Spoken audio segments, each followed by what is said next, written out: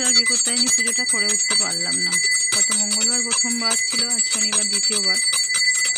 ঠাকুরের কাছে এটাই প্রার্থনা করেছি যে ঠাকুর পরের বছর যদি সুস্থ থাকি এবং ভালো রাখো আমাকে, পরের বছর নিশ্চয়ই দেব। আজ শনিবার, প্রথমটা তো মঙ্গলবার হয়ে গেছে। সকালবেলা মেয়ে উঠে পড়তে গেল ম্যাথ ক্লাসে, এলো 9:30 পৌনে 10টা। এসেই বললো, আমায় কিছু পয়সা দেবে মা? আমি একটু ফুল, মিষ্টি আর ডোর এনে ঠাকুরকে পুজো দেবো।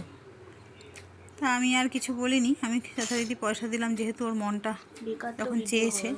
নিজেই গেল মিষ্টির দোকানে গিয়ে, ফুলের দোকানে গিয়ে নিজেই ফুল মিষ্টি নিয়ে এসে, 13 রকম মিষ্টি এনে ফুল নিয়ে এসে নিজেই নিজের মতন করে, দেখো, বিপত্তারিণী মাকে বসিয়ে তাকে স্নান টান করে সুন্দর করে নিজেই পুজো দিয়ে ঠাকুরের পায়ে ডোর অর্পণ করেছে, করে ঠাকুরকে ফল মিষ্টিতে পুজো দিয়েছে।